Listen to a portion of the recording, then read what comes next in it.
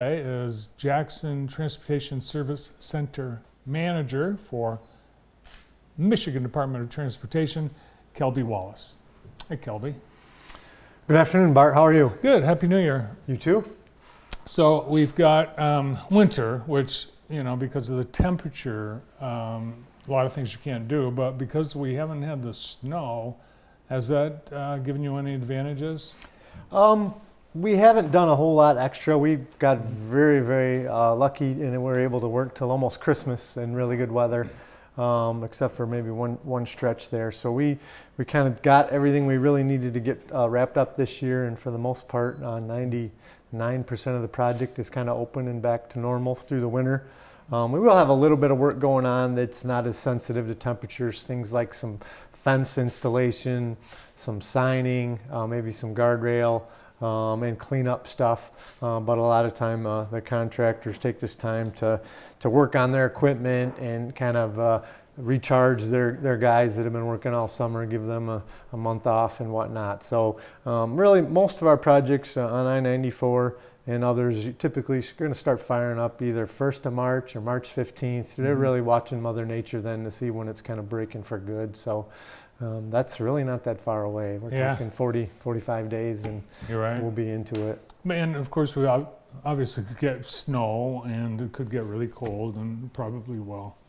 Well, you have, before the show, mentioned that, you know, we're 5 years into this and it's been a lot of hard work, and it's dangerous work for the people as cars are flying by at, well, I'm sure they're, you know, 70 miles an hour, and I'm sure there's people even faster than that.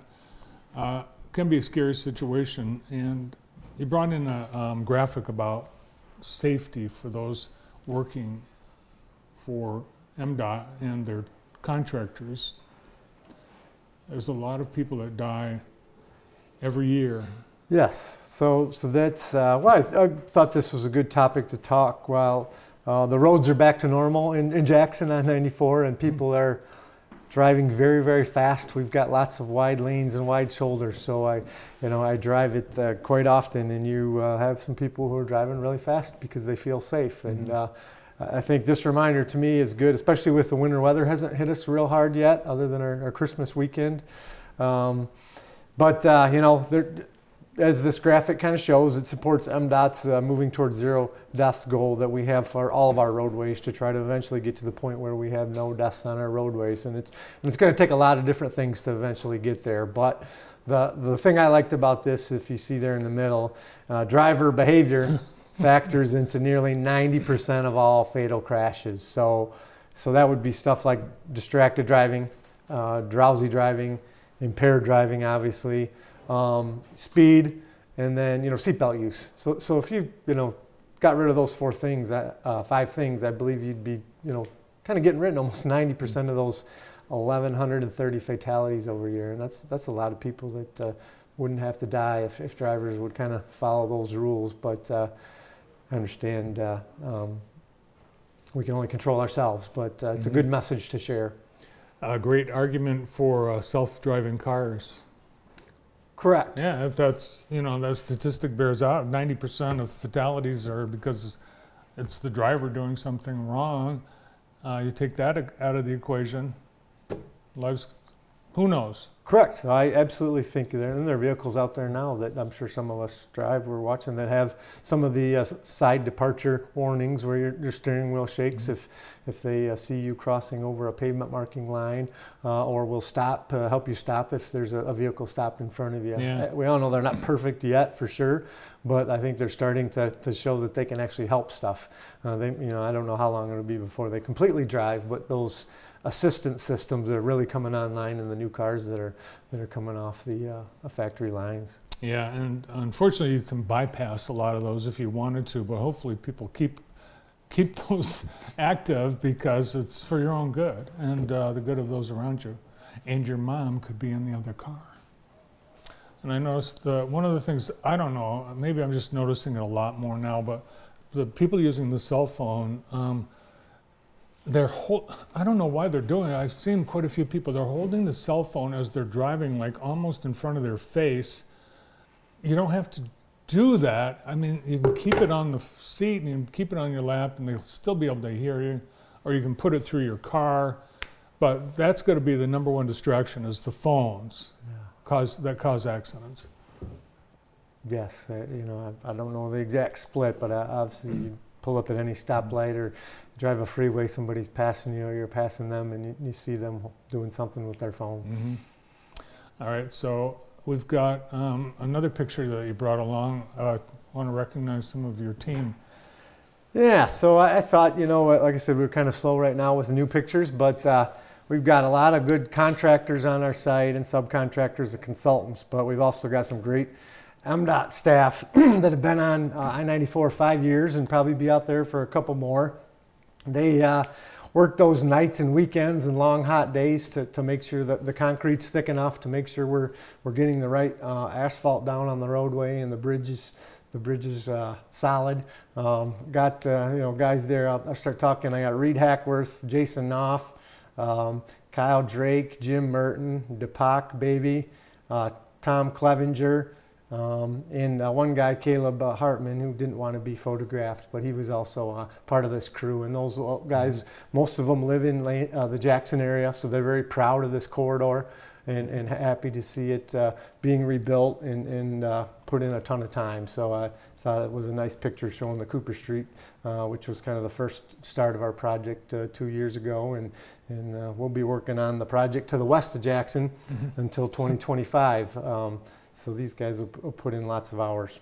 They should be very proud. It is a showpiece, and a great welcome to Jackson for those coming in on 94. Can't wait till it's all done, but it's almost there. It's looking great. I wanted to talk to you, ask you a couple questions. On Seymour Road, in front of Extreme Dodge and Seymour Ford there, and Art Main, there's a retaining wall that looks like something you'd see in California that is about to bust its banks if we get a lot of rain. That's temporary?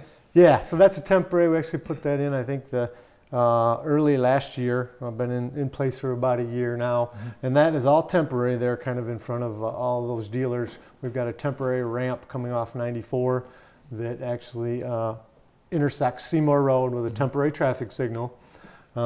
As I probably starting in mid-March, we will end up tearing all that out, the temporary ramp, and we will build a new ramp off of 94 that will go into one of the roundabouts, and then we'll rebuild that portion of Seymour Road in front of Art Main, Extreme Dodge, and that roadway will all be built. And then so when you need to get off the freeway, you would actually get off and go through one of the roundabouts to get to Seymour Road versus going straight into Seymour Road like we have it temporarily. So it's one of those things where it was functioning, so we didn't have time to get to that this last summer.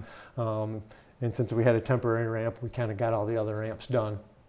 Seymour is kind of squiggly. Is it going to straighten out that? It is going to straighten out a bit. Yep, it kind of veered to the south towards the freeway a little bit there, and we're going to push it just a little bit north, and it'll be a little bit straighter through there.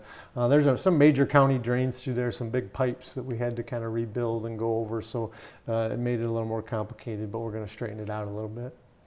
I know there are some drivers that they don't like the roundabout, or maybe they're not comfortable in the roundabout, but I think there's only one rule, and that is the vehicle in the roundabout has a right of way. Correct.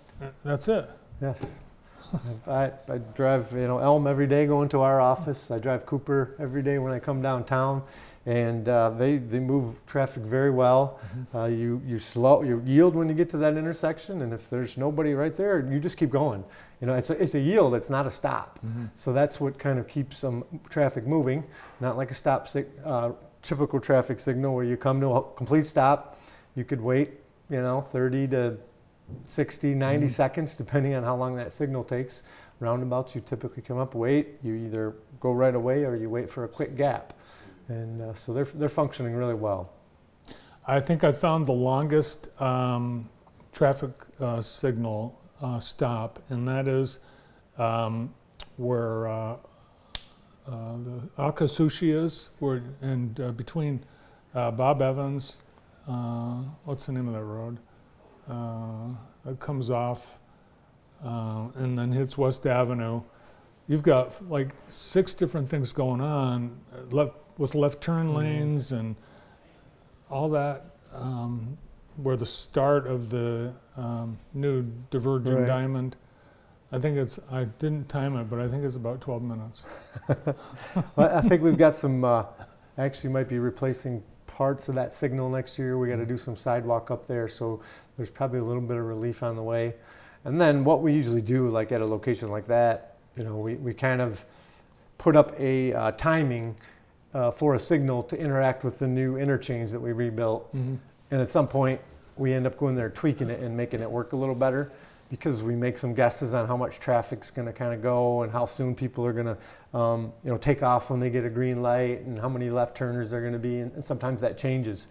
And typically when you have construction, sometimes we wait 6 months before we go in there and really change stuff, because people are so used to being under construction. Maybe they avoided the area and now that construction's over, they come back.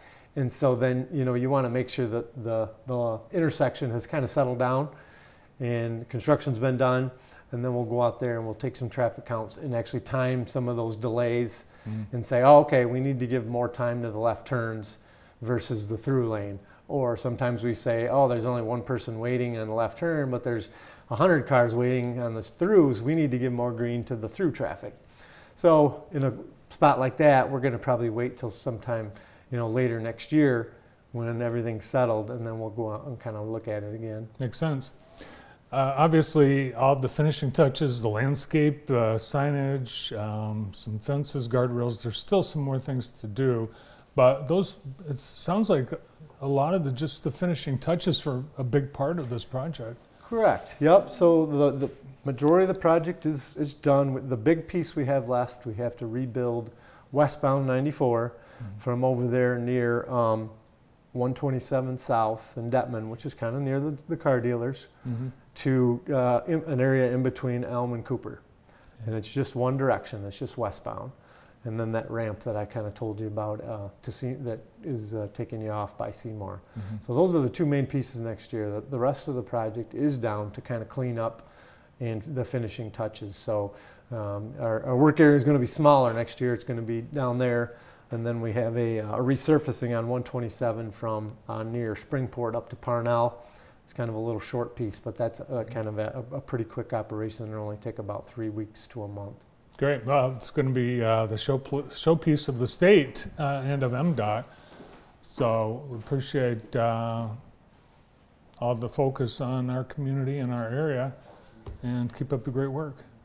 Thanks. Thanks for having me. You bet. Thanks for coming in. All right. Yeah, your construction season will start before we know it, I'm sure of it. My guys are counting down. They can't wait. Jackson Transportation Service Center Manager for MDOT, Kelby Wallace. Well, next on the show, we're going to find out about